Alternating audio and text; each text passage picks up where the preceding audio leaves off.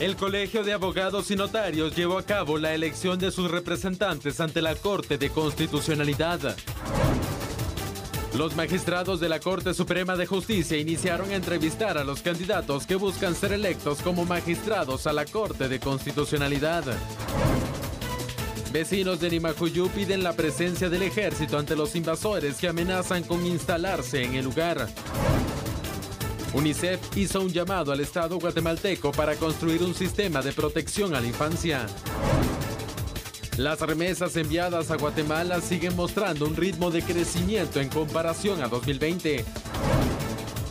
Expendios de gasolinas a nivel nacional comienzan a modificar sus precios. El ministro de Energía y Minas confirmó el alza.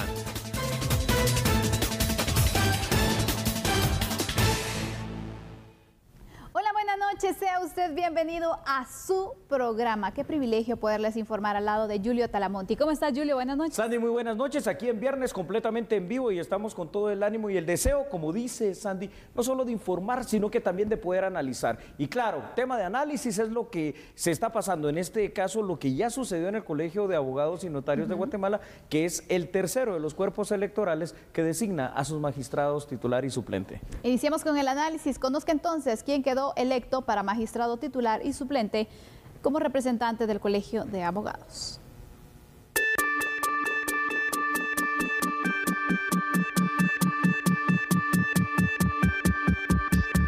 Bueno, tal y como había pasado la semana pasada, Sandy, para magistrado titular es Néstor Vázquez, el electo y designado por la Asamblea del Colegio de Abogados. Fíjate que la forma de elección del Colegio de Abogados y Notarios es la que más, al final de cuentas, me gusta a mí. Y te voy a explicar por qué. Porque no es una designación a dedo. No es una designación de un cuerpo, digamos, de 13, de 160 o del Consejo de Ministros, sino que es una elección donde todos y cada uno de los integrantes del Colegio de Abogados y Notarios en las distintas especialidades, licenciados en Ciencias Jurídicas y Sociales, abogados y notarios, politólogos internacionalistas, criminólogos y criminalistas, tienen el derecho específico de llegar, ir, votar y escoger, eligiendo por voto, al final de cuentas, quién va a ser su representante titular y suplente ante la CC. Aplicando una democracia, ¿no? Al final para la representación de los abogados y de otras ciencias también afines. Julio, este proceso del Colegio de Abogados y Notarios, recordemos que se vio con distintas situaciones también que parecía que no se iba a tener un resultado final, que no se iba a lograr pues tener un representante y un suplente para magistrado ante la CC. Sin embargo, a pesar de todo pronóstico, se logró y ya se tiene a sus representantes. Eso es correcto. Recordemos que la semana pasada ya se había celebrado la primera de las elecciones, pero como no se logró el número exacto que se necesita para declarar a alguien ganador, entonces se hizo este balotaje. Pero el balotaje, hasta cierto punto de esta misma semana, era incierto, ¿no? Ya por todas las aristas que venían acá. ¿Te parece si vemos algunos datos para ir recordando y sobre todo para ir poniendo en contexto a los televidentes? Véalos usted allí en pantalla. Y es que es muy importante porque el Colegio de Abogados y Notarios de Guatemala es el único ente electoral que designa mediante voto, ya lo dijimos, por elección de su Asamblea General a quien los va a representar ante la Corte de Constitucionalidad. En esta ocasión sucedió una situación única, y hay que decirlo, Sandy, muy particular. El Tribunal Electoral del Colegio de Abogados y Notarios, ante la renuncia del segundo lugar, designó al tercer lugar para competir en el balotaje. Esto es algo inédito. El balotaje en sí consiste en la celebración de una segunda ronda electoral en donde los agremiados al Colegio de Abogados y Notarios de Guatemala, por mayoría simple, designan a sus dos representantes. Y es así como el actual magistrado de Corte Suprema de Justicia, Néstor Vázquez, resulta electo en esta calidad ahora de magistrado titular que representará al Colegio de Abogados y Notarios ante la Corte de Constitucionalidad. Néstor Vázquez es el magistrado titular y Claudia Paniagua es la magistrada suplente también como representante del Colegio de Abogados y Notarios. Julio, cuando hablamos de la magistratura titular, vemos que la diferencia sí fue bastante marcada en cuanto a los votos, porque fueron más de 1000 votos los que hicieron ganador a Néstor Vázquez. Fue una diferencia abrumadora, es decir, aquí hay que destacar varias cosas, ¿verdad, Sandy? Número uno, el Colegio de Abogados y Notarios tiene agremiados más o menos a 40,000 profesionales de las distintas ramas que ya indiqué. Siempre la participación es cada vez menor, entonces también es una cosa que hay que notar. Pero independientemente de eso, tú lo has dicho de una muy buena manera, el voto en sí de quienes pudieron asistir a votar fue una diferencia abrumadora, es decir, la distancia fue bastante entre el primero y el segundo, y creo que la democracia en este caso, manifestada de esta manera a través del voto de los profesionales de las distintas ciencias que integran el Colegio de Abogados y Notarios de nuestro país. Los pronósticos que se tenían, y Julio, en cuanto a los votantes que se podrían registrar en esta jornada, era de 6,000 votantes. ¿Es correcto, Sandy? Ese era el número que se estaba exactamente. Pero vemos que al final fueron más de 7,000 los que llegaron a votar, contando los votos entonces obtenidos en las magistraturas. Sí, tú tienes razón. Es decir, la previsión que tenía el Colegio de Abogados y Notarios era menor, esos 6,000 votantes. Sin embargo, 7,000, que puede superar esa expectativa, y que qué bueno, ¿no?, que participaron tantas personas, y que qué bueno que se manifestó el colegio, todavía queda muy distante para 40,000 agremiados. Entonces, yo creo que algo está pasando también en el Colegio de Abogados y Notarios, que no logra seducir y de alguna manera comprometer a los agremiados del mismo para ir a votar. Y al final de cuentas, bueno, en esta ocasión y por esta noche podemos decir que en esta semana se han definido ya 3 de las magistraturas titulares que tendrán que tomar posesión el próximo mes de abril. En este caso, los representantes hoy del Colegio de Abogados y Notarios, los representantes al principio de la semana casi de lo que es el organismo o poder legislativo, es decir, el Congreso, y ayer lo que veíamos por el Consejo Superior Universitario. Solamente queda entonces pendiente el organismo judicial, que por cierto ya inició con la fase de entrevistas a los candidatos, y el Ejecutivo, que ya convocó también al Consejo de Ministros para que pueda presentar a los candidatos que, bueno, crean ellos que puede ocupar este puesto. Tienen hasta el miércoles a las 8 de la mañana para poder presentar las propuestas y posteriormente analizarlos y anunciar entonces quiénes serán los magistrados, el magistrado titular y suplente que representará al Ejecutivo ante la Corte de Constitucionalidad. Es decir, la próxima semana posiblemente podrían estar todos los magistrados titulares y suplentes. Te digo algo, sí, tienes toda la razón, y deberíamos de quitarle, fíjate, por cuestión imperativa de la ley, ese posiblemente que bien marcas, porque como en Guatemala todo es posible, ¿verdad, Sandy? Pero sabemos que la ley demarca, y estoy hablando de la Constitución, nuestra ley suprema, demarca que 60 días antes de que tomen posesión los magistrados de la Corte de Constitucionalidad, estos ya deben de ser electos. Entonces no podrá haber margen de espera. Estos 2 poderes de Estado que han dejado de último esta designación de sus representantes titular y suplente tendrán que escoger, seleccionar, definir a quienes designan, porque aquí esa es la parte que tenemos que entender y es la parte que quizá en algún momento haya que cambiar. Creo que el tema de la democracia a través del voto, no manifestada por ese voto como hace el Colegio de Abogados y Notarios, es una mejor forma de elección y de selección. Lo único que en los otros 4 cuerpos electorales también hay votación, pero es una votación cerrada, circunscrita única y exclusivamente a quienes lo integran, es decir, los 38 miembros del Consejo Superior Universitario, los 13 magistrados, en este caso de la Corte Suprema de Justicia, el presidente, vicepresidente y sus secretarios y ministros, y por el otro lado los 160 diputados, donde los acuerdos y consensos son de otra manera. Totalmente. Julio, al final entonces, evaluando esta forma que tú muy bien nos has explicado de las elecciones de los magistrados de la CC, vemos entonces que una de las elecciones más difíciles podría ser entonces esta, la del Colegio de Abogados y Notarios, ¿no? Totalmente, Sandy. ¿Por qué? Porque primero se tiene que dar esa convocatoria, se tiene que tener listo, se tienen que presentar los candidatos y se tiene que organizar, y más en una época como esta que estamos viviendo, donde todavía el tema del COVID-19 está, digamos, presente. Entonces es muy bueno por parte, realmente hay que decirlo, del Colegio de Abogados y Notarios, esa capacidad que demostró en 2 semanas rápidamente para organizar la primera vuelta y el balotaje, y para poder seleccionar y para poder escoger a sus representantes. ¿Te parece si analizamos otros datos? Por supuesto, veamos. Así es, véalos por favor usted en pantalla, y es que lo que tenemos que decirle es lo siguiente, usted ya sabe mucho de esto, es de recordar que en el próximo mes de abril de este año, obviamente, está establecido el cambio de las autoridades titulares y suplentes de la Corte de Constitucionalidad, y es por eso que los procesos de elección ya iniciaron.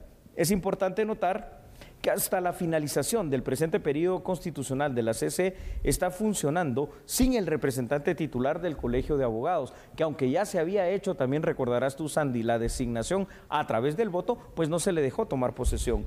De esta manera, el Congreso, la Universidad de San Carlos de Guatemala y el Colegio de Abogados y Notarios han ya designado a sus magistrados titular y suplente. Queda pendiente lo que tú decías, esperar la próxima semana para saber cuál va a ser la decisión del Poder Ejecutivo y de la Corte Suprema de Justicia. Y veamos entonces ya integrada, al menos en la teoría, con quienes van a tomar posesión, la Corte de Constitucionalidad. Julio, yo me recuerdo que cuando se realizó la primera vuelta, que fue el 26 de febrero, si no estoy mal, hubo una serie de recursos que se impusieron contra esta primera vuelta. Claro. ¿Qué pasa ahora que se tiene este proceso? Es decir, ya se tiene a un magistrado titular y suplente, pero ¿qué pasa con estos recursos que todavía se encuentran de la primera ronda? ¿Podrían afectar en algún punto la elección que se llevó a cabo este día? Mira, podrían afectar, pero sería insano, es decir, porque ya se manifestó el Colegio de Abogados y Notarios, inclusive lo que pudo, fíjate, Sandy, haber hecho algún tema de diferencia es lo que analizábamos la noche anterior, es decir, el método en el cual se designó a la persona que acompañó para el balotaje al ahora magistrado ya electo Néstor Vázquez, en el sentido de que subieron al tercer lugar automáticamente en el Colegio de Abogados. Entonces por ahí debe estar, pero yo lo que esperaría en pro y beneficio de esto que es este sistema de pesos y contrapesos y de la importancia que debe tener la integración de la Corte de Constitucionalidad, no como organismo de Estado, porque no lo es, aunque se ha tomado en muchas ocasiones esa función, sino como el máximo ente defensor de la ley suprema, que es la Constitución, de conformidad al artículo 175, jerarquía constitucional, y el 204, pues bueno, es bueno que ya se empiece a vislumbrar cómo quedará integrada. Por supuesto que muchos estarán de acuerdo y otros no, pero eso ya es una cuestión de cambio del sistema, pero el sistema de justicia, y es por eso que también habíamos hablado contigo en muchas ocasiones en este análisis que tendrá que pensarse ya en una propuesta de una consulta popular para hacer al menos el cambio dentro de lo que es el sistema de justicia en Guatemala. Exactamente, así que vamos a dar seguimiento a esta situación. Ojalá que finalmente se pueda respetar la decisión, ¿no?, de todos los abogados, los criminalistas, criminólogos y todos los que hoy manifestaron su voto, que confiaron entonces en estas dos personas, en estos dos profesionales para representarlos al frente de la Corte de Constitucionalidad. Y Julio, sin duda alguna, estas dos personas, por su parte, el licenciado Néstor Vázquez y también la licenciada Claudia Paniagua, van a tener desafíos cuando lleguen a la Corte de Constitucionalidad. ¿Cuáles serán esos principales desafíos? La siguiente Corte de Constitucionalidad tiene varios desafíos delante de ella. Obviamente los temas jurisdiccionales que ellos ven, pero creo que el principal desafío será demostrar que sea como sea, la integración de esta Corte en cuanto a magistrados titulares y suplentes va a ser de verdad la defensora de lo que dice la Constitución que ellos son, es decir, la defensora real y verdadera de la máxima norma en Guatemala, que es la Constitución. Recuerde usted, repito, el artículo 175 dice que no hay ninguna ley que sea superior a la Constitución Política de la República de Guatemala, pero el artículo 204, que ya le había mencionado anteriormente, parafraseándolo, dice que todos los tribunales, y la Corte de Constitucionalidad es un tribunal, al final de cuentas, como lo es la Corte Suprema de Justicia, tienen que observar en todas, dice, sus resoluciones, el tema de que la Constitución es la primera ley que deben de seguir y que deben de respetar. Ojalá, si eso se cumple, pues entonces se puede garantizar realmente este sistema de pesos contra pesos y esta situación del Estado de Derecho, en el cual estaríamos dando realmente la certeza jurídica que necesita nuestro país. Aquí ya no se trata de divisiones, ya no se trata de polarizaciones, se trata de algo, la integración nacional llamada Guatemala. Y en seguimiento también a elecciones que se han llevado a cabo de magistrados, tanto titular como suplente para la Corte de Constitucionalidad, ayer el Consejo Superior Universitario de la Universidad de San Carlos de Guatemala realizó esta elección y de hecho el expediente del resultado de la misma fue enviado ya al Congreso de la República. Tras la extensa jornada del jueves por la noche, la Universidad de San Carlos de Guatemala eligió a sus representantes magistrados titular y suplente para la Corte de Constitucionalidad, por lo que este viernes, en representación del Consejo Superior Universitario, el rector interino del USAC, Gustavo Taracena, notificó al Congreso de la República de la elección. Venimos ya a hacer la entrega de la designación de la elección de ayer. de los magistrados propuestos por la Universidad de San Carlos de Guatemala para la Corte de Constitucionalidad. Designamos como titular a la doctora Gloria Porras y como suplente al doctor Ronnie López. Tenemos el plazo completo, que son 50 días, licenciada. 50 días el día de hoy y el plazo eran 60. A partir de este viernes corren 30 días para recibir impugnaciones o amparos sobre la elección. De lo contrario, los electos tomarán posesión el próximo 14 de abril. Siempre en este tema, por su parte, los magistrados que integran el Pleno de la Corte Suprema de Justicia iniciaron ya con el proceso de evaluación y entrevistas de aquellos candidatos que pretenden ser los representantes titular y suplente del organismo judicial. Vea la información. Un total de 16 aspirantes serán entrevistados por el Pleno de Magistrados del Palacio de Justicia. Este viernes, en la sala de vistas, se presentaron los primeros 5 aspirantes. Las autoridades judiciales acordaron que cada candidato tendrá un plazo de 30 minutos. Este estará dividido en 2 tiempos de 15 minutos. Los primeros 15 minutos son para presentar su trayectoria académica y qué acciones implementarían si fueran electos como magistrado, titular o suplente ante la Corte de Constitucionalidad para los próximos 5 años. Los otros 15 minutos son para responder una pregunta específica. Además, cualquier magistrado tiene la facultad para cuestionar a los interesados en ser electos sobre la exposición que realizaron. Este 5 de marzo a la sala de vistas se presentaron los aspirantes Iris Yasmín Barrios Aguilar, Eduardo Estrada Revolorio, Roberto Molina Barreto, Emi Johanna Gramajo Rosales y Sara Griselda Yoc. La fase de entrevistas continuará el lunes 8 de marzo. Se escuchará el plan de trabajo de otros 5 candidatos y finalizará el martes 9 de este mes. El miércoles 10, las autoridades de Corte Suprema de Justicia votarán para elegir a sus representantes ante la Corte de Constitucionalidad para el periodo 2021-2026. Debemos hacer una pausa en este momento. Regresando, hablaremos de la situación que se sigue registrando en Nimajuyú. Así es, los vecinos piden algo. ¿Qué es lo que piden? Al ejército. ¿Por qué? Cuando regresemos se lo contamos. Somos a la medida.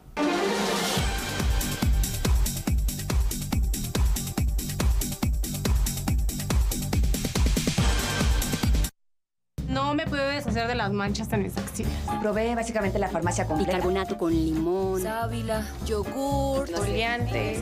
Dove Dermoaclarant, el único con caléndula y un cuarto de crema humectante. Reducción de manchas en las axilas comprobada.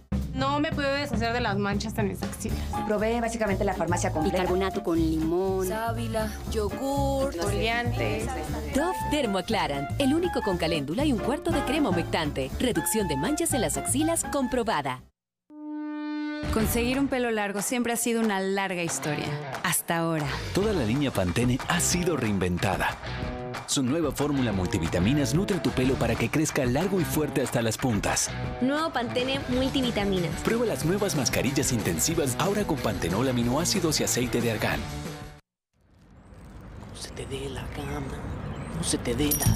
Busca tus Gama Coins en los paquetes de Club Max, soda y salada gama. Ingresalos a ganacomotedélagama.com. Tenemos más de 200,000 premios. Participa y gana como te dé la gama.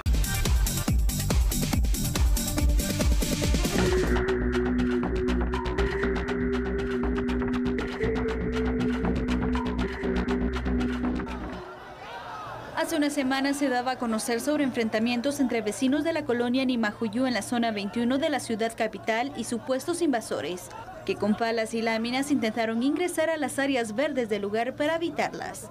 Uno de los vecinos informó sobre la preocupación que tienen de ser invadidos y han solicitado el apoyo del ejército para reforzar la seguridad junto a la Policía Nacional Civil. Tenemos a todo nuestro vecindario en zozobra. Todos nuestros jóvenes, nuestras mujeres, también incluyéndome yo como adulto mayor, que estamos defendiendo nuestro patrimonio. Nimajuyú es una sola finca. Las áreas verdes, ahí existen ya cultivos de árboles de hormigo. Entonces los invasores entraron, hasta le quisieron prender fuego al bosque, ¿verdad?, cuando son áreas protegidas. Por eso ahora tenemos ya la propuesta de que posiblemente nuestro ejército va a estar en un área privada, ¿no? Porque la ley no le permite actuar en las calles, pero en una situación privada sí puede estar, en combinación con la Policía Nacional. La semana pasada varios vecinos se enfrentaron con piedras y palos para evitar el ingreso de invasores. Sin embargo, por las noches eran intimidados por individuos armados, a pesar que los pobladores de la zona mantienen vigilancia. Es que algo que tanto necesita nuestra Guatemala, Sandy, en primer lugar es resolver sus conflictos. Y los conflictos son muchos. Los conflictos sociales entran por el tema de la pobreza, de la falta de oportunidad, pero también el tema de la tierra en sí, del poder acceder a algo que tú digas que es tuyo. Pero ojo, la propiedad privada es otra cuestión y es otro concepto que es un derecho humano, un derecho fundamental que también hay que respetar. Hoy, en ese contexto, la petición precisa de los vecinos de Nimajuyú es la presencia del ejército preventivamente. Ahora, ¿sabes qué es lo que cada vez queda más evidente en este caso? La culpa no es de las personas que están llegando ahí a invadir, fíjate, varios de ellos me han escrito y me están preguntando, mire, ¿cómo está esta situación legal? La culpa es de aquellos líderes malos que están convenciendo a estas personas que tienen el derecho sobre una tierra que no les corresponde. Entonces, ahí es donde hay que llevar la investigación. Exactamente, que no sabemos con qué fines también es que están moviendo la necesidad de estas personas, Julio, porque lo que no hay que dejar también por un lado es la necesidad que pueden tener. Algunos escapando de la violencia, algunos escapando de la pobreza, buscando mejores oportunidades, buscando tranquilidades, que están entonces viendo la manera de poderse ubicar en este lugar. Pero también difícil la situación de los vecinos de Nimajuyú, que de repente están tranquilos y luego pues llegan a invadir su naturaleza, su vegetación, ¿no? Exacto, y fíjate que al final de cuentas les quita la paz también a los vecinos, ¿no? Y esto hay que decirlo, porque imagínate tú que un día para otro, o usted allá en casa, que le amanece alguien en el patio de su casa, pero alguien es un grupo de muchas personas, y usted dice, ¿qué es lo que está pasando aquí? Y por más que los exhorta a que se vayan, porque dice, es su propiedad privada, ellos no lo hacen, más bien acampan y se instalan, se crea una tensión, se crea una preocupación, y esta tensión, esta preocupación, la mayor preocupación debería ser realmente el evitar que haya algún tipo de enfrentamiento que deje un saldo de personas heridas y no digamos de personas que pudieran llegar a fallecer entre un enfrentamiento entre ambas partes. Sobre todo considerando lo siguiente, Sandy, en ambas partes hay personas de la tercera edad, en ambas partes hay mujeres y en ambas partes hay niños. Entonces lo que hay que hacer es empezar a resolver esta situación y quizá lo mejor que se puede hacer en este momento, antes de que los actores que puedan mediar demuestren realmente la efectividad, eficacia y eficiencia para esa mediación y la resolución de este conflicto que se vuelve cada vez más grave y más tenso, es la presencia tanto de la Policía Nacional Civil como la ha habido y del Ejército para evitar algún hecho violento. Totalmente, Julio. La solicitud que hacen de tener presencia del Ejército no es solamente de tomarlo de una forma desesperada, sino hay que ver ¿qué tanto la ley también permite esta situación? Y yo quisiera que nos vayamos a este punto. Me encanta eso que preguntas porque fíjate, muchas personas dicen no porque el ejército no le compete esto. Ahora yo le digo a usted, hombre, sorprendámonos porque busquemos al ejército de Guatemala dentro de la Constitución y dice que una de sus funciones es también la seguridad. Pero analicémoslo como tú dices a través de la ley. Así que veamos por favor los siguientes datos en pantalla que son muy, pero muy importantes. Fíjense ustedes que según la Constitución Política de la República de Guatemala y también el artículo 1 de la Ley Constitutiva del Ejército, la institución armada tiene atribuciones de seguridad interior y exterior, ojo, de seguridad interior y exterior, es decir, atribuciones amplias. Claro. Esta particularidad es la que le ha permitido en algunas ocasiones, y eso es innegable, salir a las calles a ejercer funciones de patrullaje combinado junto a la fuerza policial, y lo hemos visto en otros tiempos. Por ley, en Guatemala, las fuerzas de seguridad reconocidas por el Estado son la Policía Nacional Civil, la Guardia Penitenciaria y el Ejército. A partir, esto sí hay que decirlo también, ¿verdad, Sandy? A partir de la firma de los acuerdos de paz y sobre todo con el surgimiento en el año de 1997 de lo que hoy por hoy conocemos como la Policía Nacional Civil, esta institución, es decir, la policía, es la encargada del tema de la seguridad ciudadana. Sin embargo, ojo, aquí yo le voy a pedir que anote esto que le voy a decir. Fíjese usted qué interesante cuando analizamos la Constitución. ¿Puede o no el ejército fungir entonces en la calle en funciones de seguridad? Váyase del artículo 151 al 154 y va a ver que los funcionarios públicos, y en este caso los encargados de la seguridad, inclusive del Ejército de Guatemala, pueden hacer solamente todo aquello que la ley les permite, y la ley se los permite en el artículo constitutivo del Ejército, en nuestra ley fundamental, y el artículo 1 de la Ley de Constitución del Ejército de Guatemala. Entonces, sí pueden salir a realizar esa labor de seguridad interior y exterior. Por supuesto, a raíz también, por cuestión de orden, pero no porque sea una cuestión que impida lo otro que estoy explicando, por cuestión de orden, el decreto 18/2008, que es la ley marco del Sistema Nacional de Seguridad, ubicó al Ejército de Guatemala como encargado de la seguridad exterior, pero la Constitución le da atribuciones también para trabajar a lo interno de Guatemala. Y en ese punto específicamente, Julio, es que viene la pregunta. Si ellos entonces, el Ejército de Guatemala, acudiera y estuviera en apresto en estas áreas, en esta vegetación, esa es la palabra. ¿Qué pasaría si, por ejemplo, las personas que están invadiendo ese territorio llegaran y quisieran pues instalarse mientras ellos están? ¿Tendrían la facultad, por ejemplo, de detener? ¿Qué podría hacer el ejército también? ¿Cuáles son las funciones? No de esa manera, y esto hay que dejarlo claro, y lo voy a explicar el porqué. Fíjate, Sandy, que la función del ejército sería únicamente preventiva en este instante. ¿Por qué? Porque es la misma función que tiene la Policía Nacional Civil. ¿Por qué la Policía Nacional Civil no puede llegar y digamos, bueno, están invadiendo, esto le pertenecía a quién sé yo, a quién, a la municipalidad, a los vecinos, entonces los vamos a sacar a la fuerza? No puede hacer eso porque no es una función o atribución de la PNC averiguar a quién le corresponden las propiedades, en este caso privadas o estatales, sino que la Policía Nacional Civil, al igual sería el papel del ejército, en este caso, actuarían sí y solo sí, con el acompañamiento de lo que es probablemente fiscales del Ministerio Público, de la Procuraduría de los Derechos Humanos, pero sobre todo el acompañamiento de una orden emitida por juez competente que ordenase en aquella función el desalojo. Entonces allí sí, bajo el respeto de la norma de los derechos fundamentales de las personas, se debe proceder con la fuerza policial, y ahí ha actuado en otras ocasiones el ejército, a desalojar pacíficamente. Aquí no se trata de llegar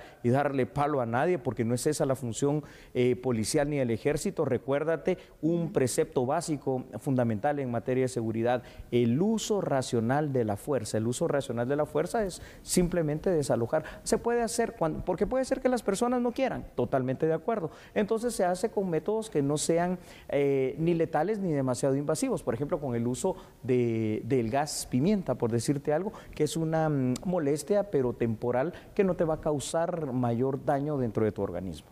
Vamos con más datos, hablando de esos líderes negativos que existen. Me parece bien, Sandy, claro que sí. Veámoslo entonces allí en pantalla. Y es que usted tiene que saber lo siguiente: en el caso de la invasión de terrenos de Nimajuyú, en la zona 21, existen posibles liderazgos negativos, evidentemente ya, ¿verdad?, que incitan a los ciudadanos a ser parte de esta invasión. Por ello, y en prevención de que la atención pase hacia acciones violentas, Sandy, los vecinos de Nimajuyú han solicitado públicamente la presencia del Ejército de Guatemala, sobre todo en estas noches tan frescas como las que estamos pasando en estos días, ¿verdad? Es de recordar que ha habido un acompañamiento por parte de la Policía Nacional Civil para resguardar y prevenir brotes de violencia, pero aún así, esta violencia ya se ha registrado. Han habido hasta intercambios de disparos, intercambios de bombas molotov, de piedras, de palos, de insultos, de todo. La opción es viable en lo legal. Ya vimos que sí se puede. Ahora, ¿de quién depende? Dependerá de las decisiones de las autoridades que se tengan para poder autorizar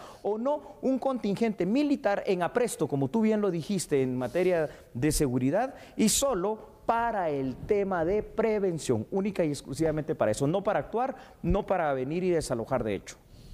Así está entonces la situación legal, el accionar que puede tener el Ejército de Guatemala, importante que lo podamos aclarar. Así es. Porque sabemos también que se toman decisiones o se hacen solicitudes y también es necesario conocer el marco legal para ver entonces la viabilidad de este tipo de peticiones. Se puede hacer en prevención, ya Julio Talamonte nos lo dejó claro, pero también sería oportuno entonces, Julio, ese acompañamiento de la Policía Nacional Civil. Totalmente de acuerdo. Antimotines, u otro grupo también que pueda estar también en apresto, porque sabemos que la tensión existe. La tensión se mantiene y cada vez es mayor, Julia. Entonces, cualquier situación puede pasar. Ya se han dado enfrentamientos, ya han estado con machetes, con estas bombas molotov que tú bien mencionabas. Entonces, en cualquier momento se puede desatar nuevamente el enfrentamiento y se tiene que estar prevenido, Julio. Totalmente, Sandy. La seguridad, un concepto que parece tan sencillo pero que es tan amplio. La seguridad democrática, la que permite que las instituciones debidamente, legalmente instituidas, puedan o no actuar. En este caso ya vimos que legalmente, por ley constitucional y por ley constitutiva del ejército lo puede hacer. La seguridad pública, el hecho de brindar esa seguridad en las distintas áreas de cada territorio, y la seguridad ciudadana, el hecho de poder tener esa relación de seguridad en lo que usted hace en el día a día, en un determinado punto, región, país o estado, como es el caso de Guatemala, pues aquí se conjugan, solo que se están conjugando con una situación que es un problema, y es un problema eterno, parece ser aquí en Guatemala, desde la época de la conquista. La tenencia de la tierra. Por supuesto. Y recordemos también algo, está la atención, están las medidas de prevención que se puedan tomar, pero sobre todo también la búsqueda de la resolución del conflicto. Ahí está. Porque mucho podemos prevenir, instalando el ejército, instalando la policía, haciendo cualquier tipo de medidas y operativos, pero si no combatimos el problema de raíz, si no se busca una solución también, entonces esto va a ser una larga. Y sabemos que hay poblaciones que han estado así incluso por años, Julio. Totalmente. Entonces, ojalá que no pase esto. ¿Por qué? Porque ambos lados merecen una tranquilidad, ¿no? Y yo creo que nadie quisiera estar en medio de ese cruce de piedras, de fuego, no sé, cualquier situación que se pueda dar donde siempre hay personas afectadas, inocentes, te diría. Terrible, entonces, te diría yo. Hay que prevenir. Si hablamos de prevención, también evitar estas situaciones y tomar una decisión, entablar el diálogo, buscar una verdadera negociación, pero no sé qué está pasando con este punto. La conflictividad social se hace presente y evidente en todas partes de nuestro país.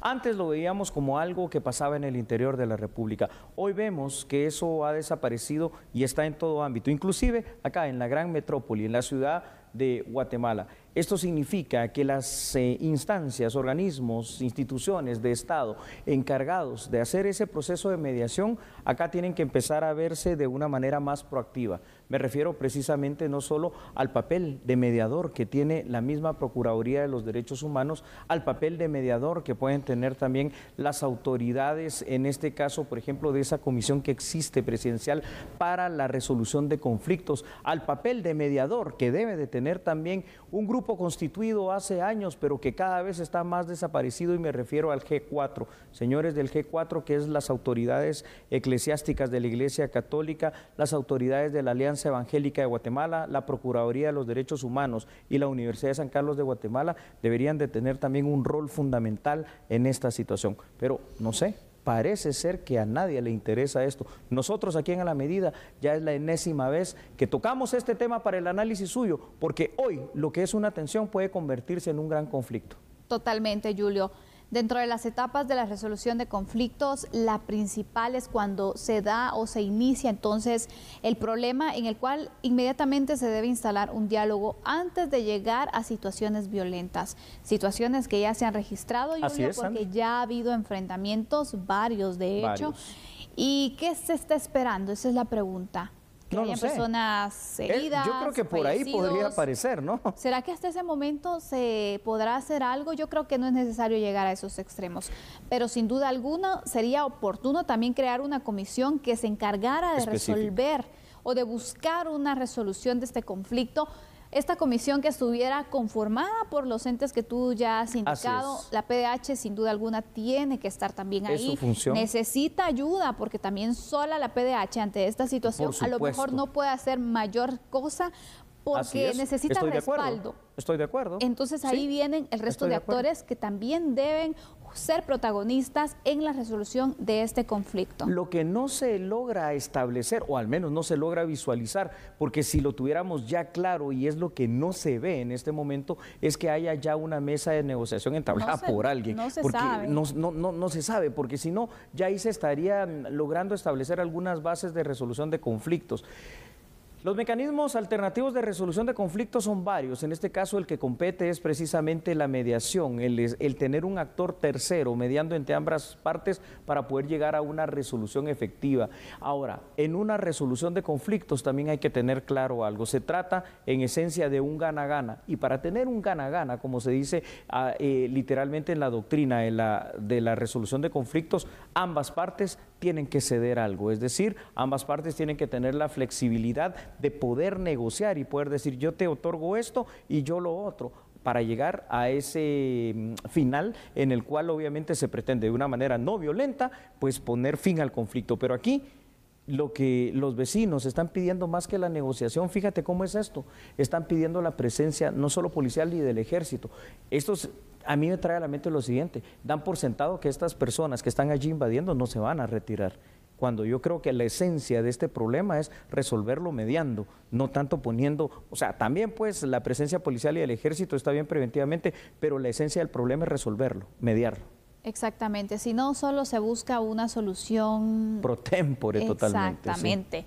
Pero pueden regresar, pueden lograr a lo mejor que se retiren estos vecinos que están invadiendo y después va a continuar a lo mejor con mayor fuerza, pueden regresar, entonces todos estos puntos se deben analizar, Julio. Creo que algo importante que el país debe aprender y nuestras autoridades deben darle prioridad también es la resolución de conflictos, pero al final entonces se van dejando por un lado y cada vez la situación es peor y luego estamos lamentando también no haberlo hecho. Hoy estamos viendo la fuerte necesidad entonces que instituciones como el Ejército mismo, como la Policía Nacional Civil y las que ya mencionamos que son instituciones estatales tengan cada vez más dentro de sus filas y dentro de su personal permanente a mediadores, es decir, a expertos reales que han estado ya en situaciones de resolución de conflictos. Los tiene la policía y me consta de eso, pero se necesitan más personas. Y yo lo que creo, Sandy, también es que al final de cuentas, este es un problema que hoy visualizamos en la zona 21, en Nemajuyó específicamente, y que pensamos tanta importancia que se le da a esto. Sí, pero hoy es la zona 21. Mañana puede ser zona 14, mañana puede ser zona 24, mañana puede ser en la zona 6, en la zona 1, en la zona 2, en cualquiera de las zonas, puede ser en cualquier colonia, en cualquier lugar o en cualquier municipio de Guatemala, porque este es un conflicto real. Muy buena conclusión, Julio. Vamos a ir a la pausa en este momento, pero vamos a hablar después sobre un tema que también preocupa, un llamado que se hace a Guatemala para fortalecer así la protección a la niñez y adolescencia. Me parece extraordinario el tema. Por favor, no cambie. En breves instantes regresamos, ya que nosotros a esta hora aquí por TN23 somos a la medida.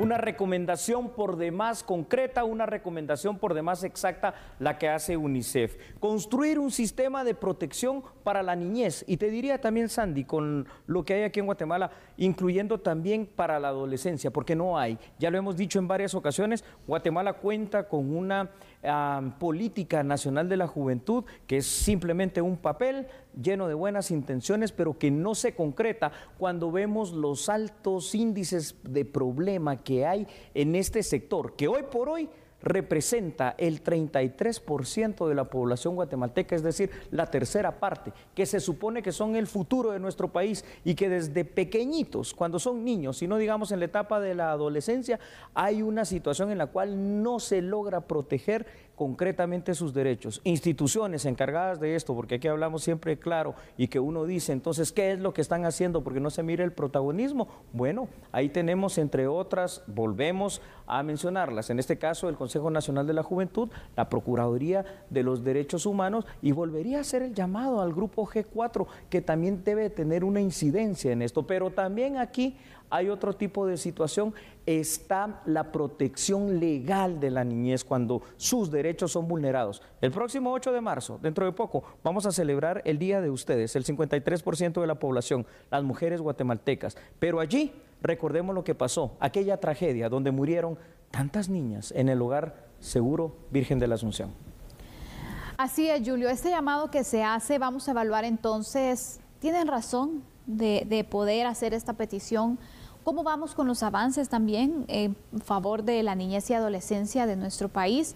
Se han marcado algunos avances, Julio, pero sin duda alguna también todavía falta por hacer. Muchas carencias. Vamos a dar unos datos que son importantes que usted conozca y evaluemos todos para el análisis hoy en esta noche. Como lo decíamos, lamentablemente el próximo lunes 8 de marzo, que se conmemora el Día Internacional de la Mujer y que paradójicamente nuestro país conmemora el 4º aniversario, imagínense ustedes, de la gran tragedia ocurrida en el Hogar Seguro Virgen de la Asunción allá en San José Pinula. A la fecha este caso continúa sin esclarecerse, en la más completa y total impunidad. Y aunque autoridades han buscado mejorar algunos mecanismos y han implementado cambios, el Fondo de Naciones Unidas para la Infancia, que es esta agencia denominada UNICEF, hace un llamado fuerte a Guatemala para que continúe mejorando el sistema de protección a la niñez y adolescencia, a las instituciones que ya mencioné. Cambios estructurales que sean tangibles. En un comunicado de prensa, la UNICEF afirma textualmente que se requiere, imagínate Sandy, esencialmente una reforma institucional amplia para lograr que los programas estén más cerca de las comunidades. Aquí llego yo al tema, por ejemplo, de la institución que está creada para la juventud en Guatemala, el Consejo Nacional de la Juventud. Resulta ser que su presupuesto da para que sea una institución de alguna manera rectora, un ente rector, pero no tiene recursos para la inversión y no tiene presencia ni siquiera regional. Es decir, hay delegados, sí, de esta institución en varios departamentos, pero los delegados son solo un representante. Hola, represento a esta institución, pero no tengo nada para ofrecer. Entonces, aquí empezamos a ver esa debilidad estructural y creo que por allí va el llamado de UNICEF. Claro. Y Julio, cuando mencionas entonces esta situación en Conjuve que así se da, específicamente, vemos es porque no se da el apoyo, porque no han tenido el resultado que se esperaba o no se ve la necesidad también de apoyarlos, ¿o crees que en realidad falta interés en fortalecer esta institución? Sandy, ¿Cómo lo interpretamos? Mira, qué interesante lo que estás diciendo. Yo te diría que las tres cosas, desde la falta de interés, que es la voluntad política, la necesidad que está creada, pero que parece no verse, y obviamente el respaldo que tiene que ser económico, pero también de las propias autoridades del Consejo Nacional de la Juventud, que tiene que ser más proactivo y que tiene que estar entonces, por ejemplo, trabajando directamente con CEGEPLAN para tratar de volver este Conjuve directamente ya no solo un ente rector, porque el rector de buenas intenciones no me sirve de nada, tiene que ser un ente ejecutor de esa política nacional de la juventud que permita trabajar. Ellos tienen ejes, eje de educación, eje de salud, eje de trabajo, eje de no sé qué más cosas, pero son solo ejes teóricos. ¿Con qué lo vas a apoyar si no tienes cómo poder hacerlo? Si no tienes representación en la cual puedas, por ejemplo, imagínate tú, Sandy, está un grupo de jóvenes que tienen una idea, porque los jóvenes al final de cuentas terminan siendo también con unas ideas fantásticas, que quieren emprender un proyecto, cualquier proyecto de inversión. Lo que no van a tener es capital, la inteligencia y la idea la tienen. Entonces, ¿qué es lo que está haciendo esta institución del Conjuve para venir y armar, por ejemplo, créditos blandos que efectivamente puedan ayudar el emprendimiento de estos jóvenes? O en materia de salud, por ejemplo, para prevenir efectivamente que no hayan tantos embarazos en adolescentes. Yo creo que el llamado fuerte que ha hecho UNICEF hacia el Estado de Guatemala y hacia la sociedad guatemalteca debe de tomarse muy en serio, en función que si no le prestamos atención a las partes, todo es importante en Guatemala, pero importantes son las mujeres, importantes son los jóvenes y obviamente las personas de la tercera edad. ¿Por qué? Porque son los grupos más vulnerables. Exactamente, Julio. Aquí lo que debemos o lo que se tiene que hacer es unir esfuerzos. Así es. Sabemos que a lo individual el resultado que podemos tener a lo mejor va a ser mínimo, pero si nos unimos al final entonces se va a tener un mayor resultado. Hay modelos que se están integrando, por ejemplo, para las mujeres, que se ha creado el sector justicia con otros el MP los está liderando de buena manera. Exactamente, entonces al final está uniendo esfuerzos para que cada institución cumpla con la función y pueda apoyar a la población. ¿Qué pasaría entonces si este mismo modelo se pudiera replicar en la unificación de funciones y de instituciones para la niñez y la juventud en nuestro país? Sería extraordinario. A mí me gustaría ver un esfuerzo interinstitucional. Este es un sueño. ¿A qué me refiero? Y ya con esto casi vamos a ir concluyendo este tema. Un esfuerzo interinstitucional, ya aquí ya no solo sería el Consejo Nacional de la Juventud, aquí sería también la Procuraduría de los Derechos Humanos, aquí sería también la SBET, porque eso es uno de los grandes problemas, la trata de todos tipos que hay dentro de la juventud. Aquí sería también el Ministerio de Salud, sería el Ministerio de Educación, sería el Ministerio Público, la Secretaría de Bienestar Social, la Procuraduría General de la Nación. Quiere decir, Sandy, y obviamente con la cooperación internacional y bien por UNICEF, que esto realmente es un tema nacional, pues crear un sistema integrado de atención y protección, por sobre todo, a la niñez y a la juventud. Hay que hacerlo. Exactamente. Ojalá y que se pueda crear este proyecto y finalmente entonces poner en marcha ya acciones, no solamente pronunciamientos, no solamente planes que pintan bonitos, ni planes que están acciones. Ahí en blanco Exactamente. Y negro. Hacemos una pausa en este momento y regresamos con otras noticias. Este es un momento para la pausa, sí, y para recordarle que este fin de semana, por favor, no se pierda la programación de TN23. Y si quiere ver no solo cómo está Guatemala, sino que está el mundo, apuntes del mundo, por favor, Andrés Estrada lo espera el domingo a las 19 horas. Nosotros vamos a la pausa porque somos a la medida.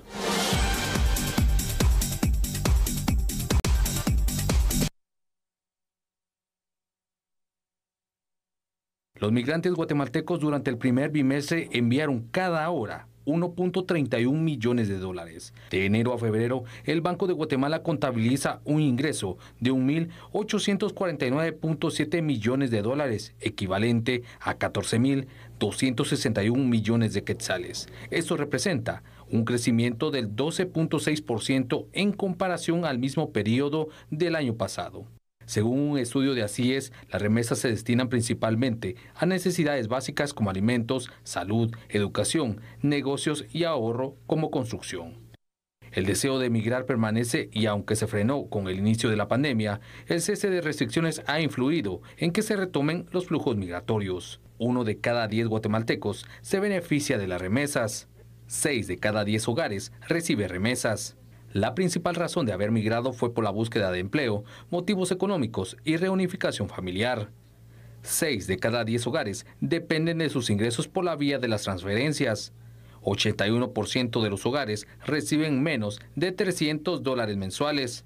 Las remesas representan el 14.6% del Producto Interno Bruto. La recuperación gradual del empleo y proceso de vacunación en los Estados Unidos ha generado un panorama de optimismo. Durante el 2020 se registraron 11.340.4 millones de dólares en remesas. Para este año se esperan 12.474 millones de dólares, lo que representaría un aumento del 10%. Ahora hablemos del precio de los combustibles porque ha incrementado. De hecho, ya las autoridades del Ministerio de Energía y Minas lo han confirmado. Con el ajuste de este día en lo que va del año, el galón de gasolina súper y regular ha subido 5 quetzales y el diésel 3 quetzales con 80 centavos. Autoridades de energía y minas señalan que el aumento del precio del barril de petróleo en el mercado internacional está impactando a Guatemala. Pues el incremento que estamos viendo el día de hoy nos parece que está motivado ante las noticias internacionales que salieron esta semana respecto a la decisión de los países productores de petróleo de no ampliar su nivel de producción. Eso, los mercados reaccionaron inmediatamente con un incremento, pues, primero del petróleo, pero también de los hidrocarburos, y evidentemente las empresas están haciendo los ajustes en consecuencia. La tendencia pues, va a ser al alza en los próximos días o semanas, y lo que tenemos es que pues, estar monitoreando, el Ministerio continuará monitoreando para que en cualquier caso en las estaciones de servicio pues, el precio de venta no sea mucho superior al precio de referencia. Sin embargo, para esta Semana Santa las proyecciones no son alentadoras, pues se espera que la tendencia siga al alza. Todo dependerá del incremento de la demanda. Efectivamente, las regulaciones que permiten o impedían la movilidad de personas el año pasado pues no están este año, porque pues, la buena noticia es que la pandemia del COVID está bastante controlada. Entonces sí esperamos que pueda haber un incremento de demanda y por tanto eso empuje los precios hacia el alza. Bueno, Sandy, entonces nosotros nos despedimos y los esperamos a todos el lunes a las 21 horas. Hasta el lunes, que descanse, un excelente fin de semana. Chao, buena noche.